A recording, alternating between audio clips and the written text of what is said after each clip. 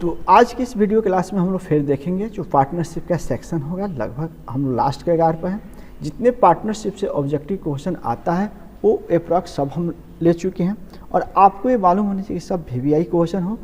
इसलिए यहाँ पर एक नंबर जो क्वेश्चन है, पहला एक नंबर क्वेश्चन है लाभ प्राप्ति अनुपात। देखिए अब पूछा क्या, कुछ नहीं लिखा, लिख दिया गेंग रेशियो। तो अब देखिए गेंग रेशियो के नीचे सूत्र दिया है।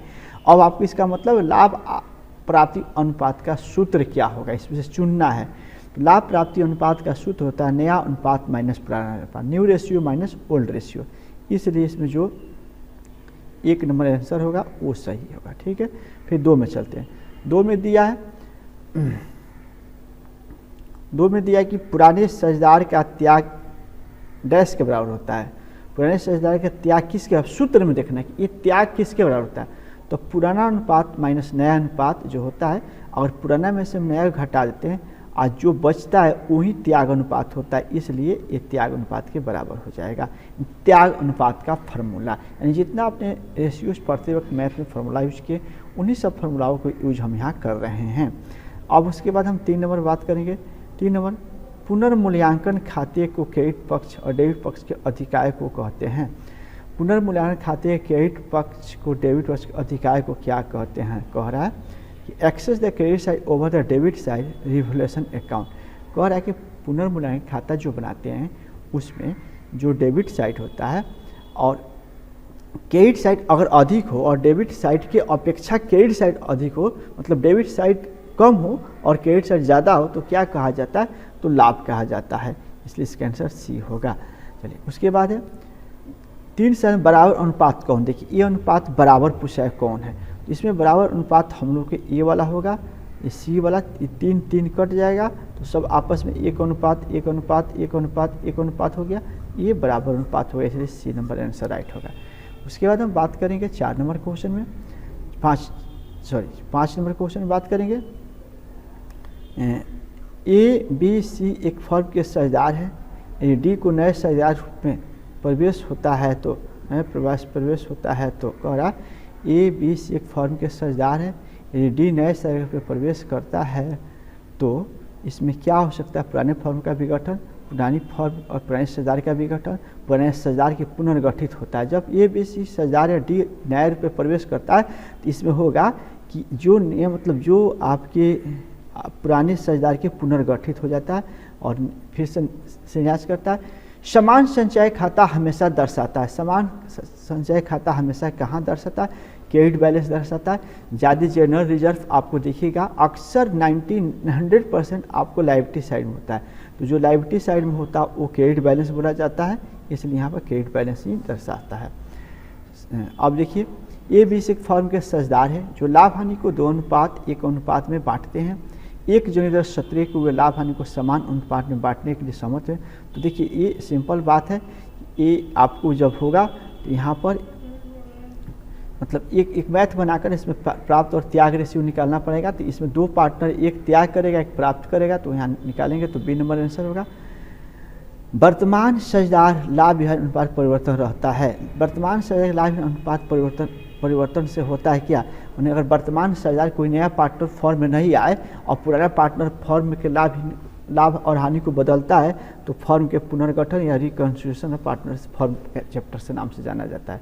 चलिए साझेदारी फॉर्म के पुनर्गठन पर अपलिखित दायित्व को लेखा करने पर क्या होगा, वर्तमान साझेदार को हानि होगा।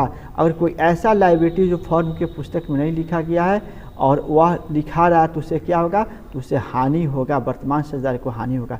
और संपत्ति है तो लाभ होता है, संपत्ति होगा तो लाभ होगा। फिर देखिए वही सवाल दे दिया, साझेदार के पुनर्गठन पर अपलिखित संपत्ति, देखिए ऐसा संपत्ति जो पुस्तक में लिखने से चूक गया वो मिल गया तो लाभ हो जाएगा, तो वर्तमान साझेदार का लाभ हो जाएगा। और ऊपर वाला सवाल था अगर वैसा कोई दायित्व है जो लिखने से छूट गया मिल गया तो हानि हो जाएगा। 11 नंबर साझेदारी फर्म के पुनर्गठन पर संपत्ति के मूल वृद्धि का परिणाम। साझेदारी फर्म के पुनर्गठन संपत्ति के मूल्य में वृद्धि का परिणाम क्या, वर्तमान साझेदार के लाभ। साझेदारी फर्म के पुनर्गठन पर संपत्ति के मूल्य में वृद्धि का परिणाम वर्तमान साझेदार का लाभ होगा, तो यहाँ पर वर्तमान साझेदार का लाभ होगा। ठीक है, उसके बाद हम लोग करते हैं त्याग अनुपात ज्ञात करें। त्याग अनुपात क्या होता है, तो त्याग अनुपात होता है पुराना अनुपात माइनस नया अनुपात। त्याग अनुपात निकालने ऊपर भी सवाल था, पुराना अनुपात माइनस नया अनुपात, old ratio minus new ratio. अब आते हैं ये सवाल, बहुत जरूरी सवाल है, पुनर्मूल्यांकन खाता और लाभ हताश समझौता खाता क्या है। देखिए व्यक्तिगत खाता नहीं भाई, व्यक्ति से जुड़ा हुआ नहीं है, वास्तविक नहीं, नाम मात्र खाता, सिर्फ नाम के लिए होता है और बाकी कुछ नहीं, इसलिए नॉमिनल अकाउंट के रूप में इसको जाना जाएगा। इसलिए सी नंबर जो ऑप्शन होगा आपको नॉमिनल अकाउंट के रूप में जानेंगे। 14 नंबर में कह रहा साझेदार के प्रवेश पर पुराने चिट्ठी में दर्शाए गए संचय हस्तांतरण करेंगे। साझेदार के प्रवेश पर पुराने चिट्ठी में दर्शाए गए संचय को हस्तांतरण करेंगे सभी साझेदार के पूंजी खाते में, नए साझेदार के पूंजी खाते में, पुराने साझेदार के पूंजी खाते में, इनमें से कोई नहीं। देखिए कह रहा है चिट्ठी में अगर समान संचय हो तो क्या किया जाता है, जनरल जब क्या होता है तो पुराने साझेदार के पूंजी खाते में ट्रांसफर किया जाता है। इसका आंसर सी होगा, सी होगा। चलिए उसके बाद हम 15 नंबर बात करेंगे। 15 में दिख रहा है, 15 में एक्स और वाई इतना अनुपात में लाभ हानि बांटते हैं, भविष्य में उन्हें समान अनुपात बांटने का तय होता है तो कौन से सर किस अनुपात में त्याग करेंगे। देखिए ये भी निकालना पड़ेगा और निकाल कर देखिएगा तो एक सेक्रीफाइस करेगा, इसमें से सी होगा। फिर चलेंगे साझेदारी समझौता से, साझेदारी समझौता परिवर्तन से क्या होता है, साझेदारी के मत संबंध बदल जाते हैं, साझेदारी के व्यवसाय अंत हो जाते हैं, साझेदारी के विघटन नहीं, साझेदारी के बीच जो लाभ हानि का प्रॉफिट होता है वो रिलेशनशिप बदलता है, बाकी चीज़ कुछ नहीं होता। इसलिए यहाँ पर आपको आंसर देखा जाए तो साझेदारी व्यवसाय का अंत होता है, नहीं फर्म का विघटन नहीं होता है, इनमें से कोई नहीं, ऊपर वाला एक नंबर सही होगा। 23 में एक्स वाई जेड इतना है, देखिए इसमें निकालना होगा, त्याग अनुपात निकालना होगा तो आप माइनस करके निकाल लेंगे, ठीक है। उसके बाद 18 नंबर साझेदारी अनुबंध में परिवर्तन का परिणाम है। साझेदारी अनुबंध में परिवर्तन, change in the profit, change in the partners agreement result, partnership के जो चेंजिंग होता है अनुबंध में तो उसको क्या बोलते हैं, तो साझेदारी फर्म का पुनर्गठन। देखिए साझेदारी फर्म का पुनर्गठन होता है और कोई पार्टनरशिप में खाली रेशियो चेंज करता है तो उसको पुनर्गठन होगा। अब यहाँ लिख रहा है कि एक्स वाई लाभ हानि को, एक्स वाई लाभ हानि को 2:3 में बांटते हैं।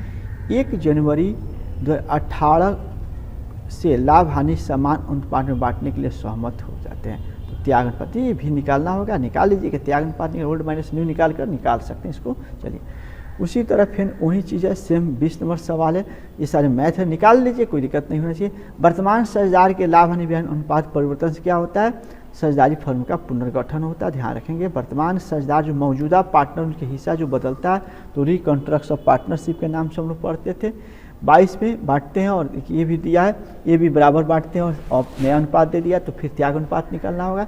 इसमें भी आपको सिंपल निकालने के तरीका है। अब उसके बाद लास्ट क्वेश्चन हम लेकर चलेंगे, पुनर्मूल्यांकन खाता शेष पुराने साझेदारी पूंजी खाते में किया जाता है लाभ हानि, पुराने लाभ। देखिए जब भी पुनर्मूल्यांकन रीवैल्यूएशन खाता बनाते हैं उसका जो भी लाभ हानि आता है वो पुराने साझेदार को पुराने लाभ अनुपात में बांटा जाता है। इस प्रकार 1 से लेकर 23 नंबर क्वेश्चन आज हम लोग देखें और हम कोशिश करेंगे कि नेक्स्ट फिर आपका नया कुछ लेकर आए। तब तक आपसे विदा लेते हैं, धन्यवाद।